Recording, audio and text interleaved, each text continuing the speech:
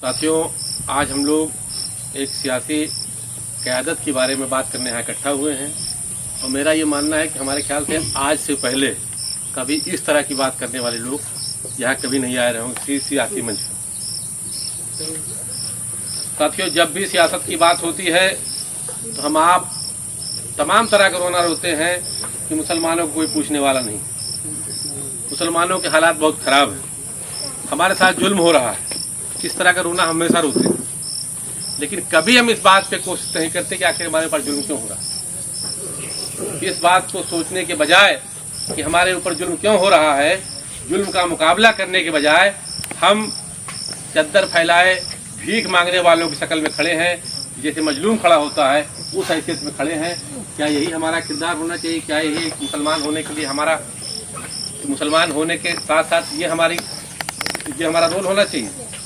हमने आपने कभी हिंदुस्तान में इस कोशिश नहीं की कि हम अपनी एक सियासी ताकत बनाएंगे आज़ाद हिंदुस्तान में, जबकि आज़ादी के पहले अंग्रेजों से जो लड़ाई लड़ी गई, उस लड़ाई की क़यादत हमेशा हमारे उलमाओं ने किया और अंग्रेजों की लड़ाई में जो खून बहा वो हमारा आपका बहा, उलमाओं का बहा, उलमाओं के पीछे उनके मानने वालों का बहा। कभी ये कद्दूखोर जो आज सत्ता की कुर्सी पर बैठे हैं, कभी ये अंग्रेजों के खिलाफ लड़ाई में मौजूद नहीं थे। अंग्रेजों के दलाल, अंग्रेजों के वफादार और तहरीक आज़ादी के गद्दार हुआ। लेकिन हमने आपने आज़ादी के बाद इस बात पे कभी कोशिश नहीं की कि आखिर हम इक़्तिदार पे क्यों नहीं, हमको इक़्तिदार क्यों नहीं है। उत्तर प्रदेश में 3% ब्राह्मणों ने 50 साल तक हुकूमत करी लगातार।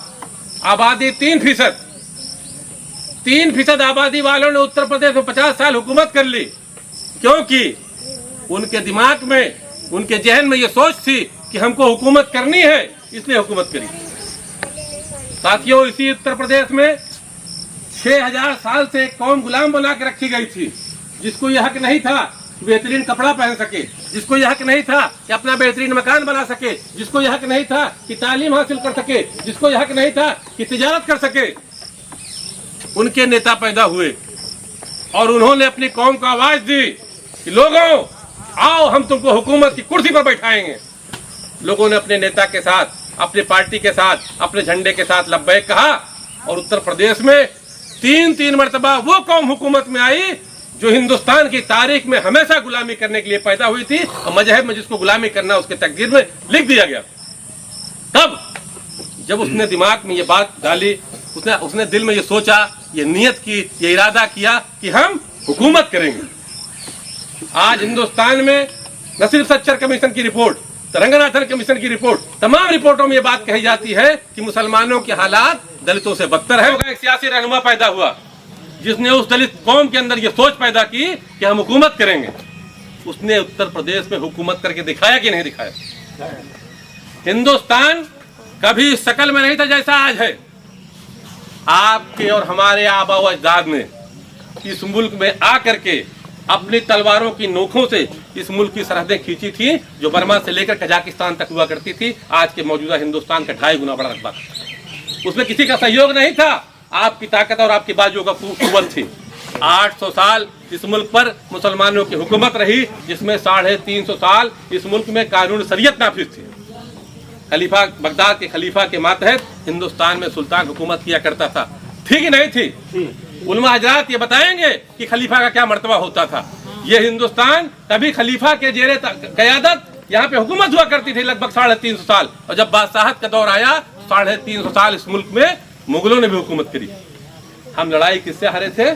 कद्दूखोरों से नहीं, हम लड़ाई अंग्रेजों से हारे थे और अंग्रेजों की लड़ाई में मुकाबले में हम खड़े थे और हमने अपना खून बहाया, इस मुल्क को आजाद कराया। आजादी के बाद और आजादी के पहले एक नजरियाती फर्क आया हमारे आपके बीच में। क्या आया? एक नजरियाती फर्क आया, जिसकी वजह से आज हमारी हालात पस्ती की वजह से है। आज इसकी हालात हमारी, आज सच्चर कमीशन कहता है कि दलितों से बदतर है। क्यों? आजाद हिंदुस्तान में पहली बार मौलाना अबुल कलाम आजाद ने जामा मस्जिद की सीढ़ियों से कहा, मुसलमानों तुमको अपनी सियासी पार्टी बनाने की जरूरत नहीं है, तुमको अपने सियासी रहनुमा चुनने की जरूरत नहीं है, कांग्रेस को अपनी सियासी पार्टी मानो, कांग्रेस के रहनुमाओं को अपना सियासी रहनुमा मानो। ये मौलाना की इस बात पर हिंदुस्तान के मुसलमानों ने लब्बैक कहा और अपनी कोई सियासी ताकत नहीं बनाई, अपनी कोई सियासी पार्टी नहीं बनाई, अपना कोई सियासी नेता नहीं बनाया, अपना कोई सियासी झंडा नहीं बनाया।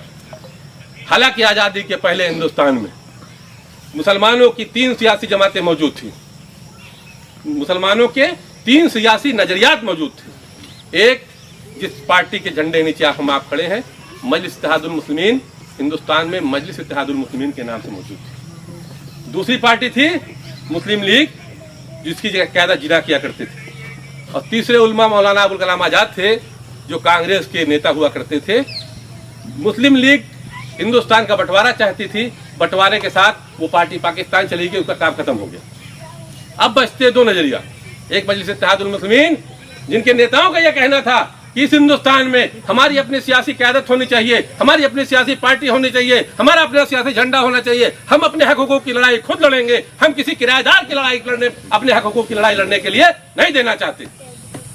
ये पार्टी आंध्र प्रदेश में एक छोटे से इलाके में अपना काम करती रही, हालात बदलते रहे, धीरे धीरे आज ये पार्टी इस स्थिति में आई।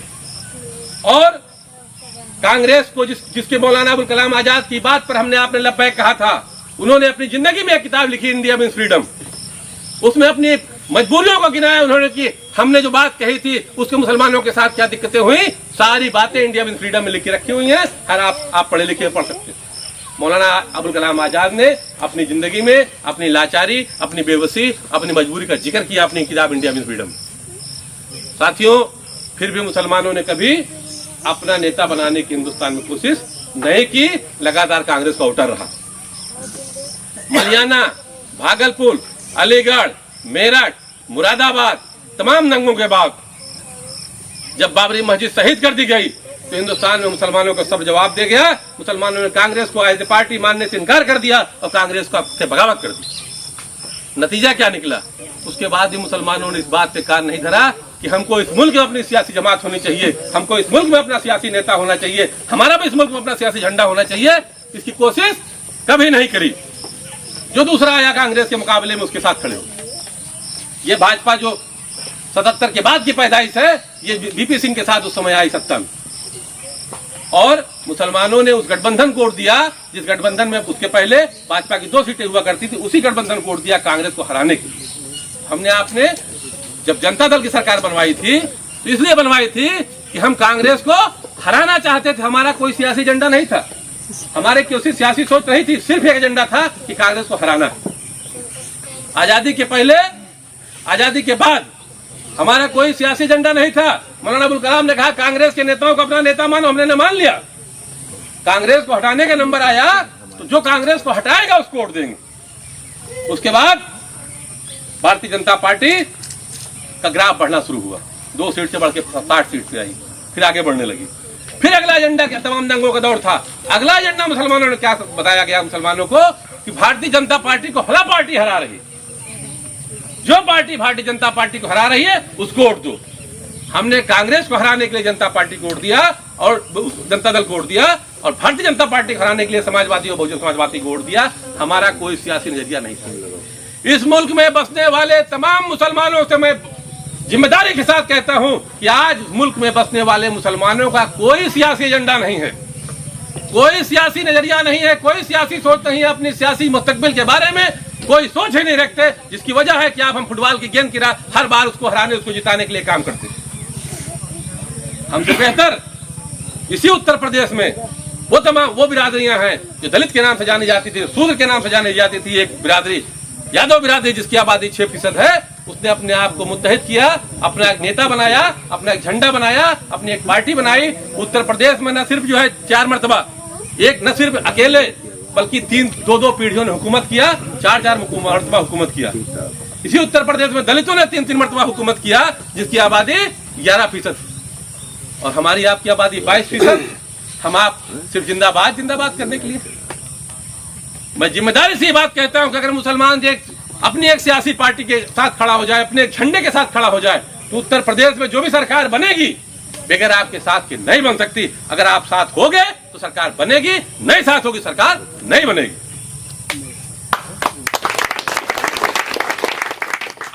जिस विधानसभा में बैठे पिछले 30 साल से लगातार, जब जनता दल सरकार पहली मरतबा बनी थी 92 के आसपास, तब से लगातार एक मुस्लिम प्रत्याशी यहाँ चुनाव लड़ रहा और एक मरतबा से आदिल साहब का एक्सीडेंट हुआ था, जीत गए थे। उसके बाद दोबारा कोई जीत कर विधायक विधानसभा तक नहीं गया, जबकि सब लोगों ने उसको वोट दिया ना। तो आप बताइए कि हम ये जो बात कह रहे हैं कैसे हम इसको कर सकते हैं, इसको समझिए। हमारी आपकी ना तो कोई सियासी संगठन है, ना कोई सियासी पार्टी है, ना कोई सियासी सोच। अगर इस गांव में 1500 मुस्लिम वोटर होंगे, जब चुनाव कोई मुसलमान नेता जो पीछे भी लड़ रहे थे, जो भी लड़ रहे होंगे, पिछली बार तो लड़ रहे थे, जब इधर कोई आता है तो पूरे गांव हाँ भाई बस बस बस अब होएगा हम है साथे है। बक्सा खुलता था गांव में 400 वोट पड़े। कितना भैया? 405। पहली बात तो हम घर से वोट देने निकलते नहीं। दूसरी बात, हम संगठित नहीं हैं, हमारा कोई संगठन नहीं है। आज जो भाजपा जीत रही है वो इसलिए नहीं जीत रही कि भाजपा के को कुछ लोग कहते हैं मशीन में गड़बड़ हो रहा, कुछ लोग कहते हैं कि जो है वो तो भाजपा बेईमानी कर रही, कुछ नहीं कर रही है, वोट से जीत रही है। उसका संगठन हर गांव में फैला हुआ है। आपके गांव में भाजपा का संगठन होगा, भाजपा के वोटर होंगे। कुछ लोग आपके बीच बैठे हुए मुसलमानों में से कुछ लोग होंगे जो भाजपा को वोट दिया करते हैं, काम कर रहे हैं। और हम आप इस पूरे मजमे में जिम्मेदारी से कह सकता हूं कि मुसलमानों के अलावा कोई गैर मुस्लिम मौजूद नहीं है। हम भी एक सियासी पार्टी ले यहाँ खड़े हैं। जो लोग संगठित होते हैं वो अपनी पार्टी का प्रचार करते हैं और लोगों के साथ जोड़ते हैं, उस तरह काम होता है और वो निकलते हैं। हमने आपने कभी संगठन बनाने की कोशिश नहीं की जब तक हम संगठित नहीं होंगे। अगर आपके गांव से 5 आदमी 7 आदमी मजलिस इत्तेहादुल मुस्लिमीन से जुड़ेगा तो आने वाले 5 साल लगातार वो लोगों का दिमाग में ये बात डालने की कोशिश करेगा कि मजलिस इत्तेहादुल मुस्लिमीन हमारी आपकी लड़ाई लड़ रही है। लोगों का धीरे धीरे माइंड बनेगा। इस गांव में मौलाना साहब हैं, पढ़ते थे देवबंद में, लगभग 1.5 साल 2 साल से हमसे फोन पे राब्ते में, आएंगे मुलाकात होगी, फोन करेंगे, बात होगी। शायद ये पहला मर्तबा है कि आए मौलाना और उन्होंने आज यहाँ प्रोग्राम रखा और हम लोग को यहाँ बुलाए।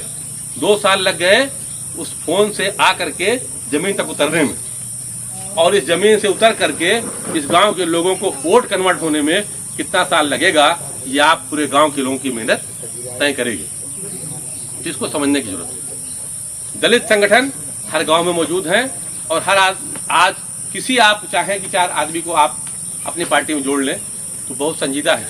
किसी हरिजन को जोड़ना चाहे तो नहीं जुड़ेगा, वो वोट हाथी को देगा, आपको नहीं देगा। हमको आपको क्या बताया जाता है, अकेले मुसलमान से क्या होगा। ये बात बहुत जिम्मेदार लोग बताते हैं, अकेले मुसलमान से क्या होगा। अभी अगर ये सवाल मैं पूछूं इस रानीगंज विधानसभा में कितने मुस्लिम वोटर हैं, कहीं भाई 40,000 वोटर हैं।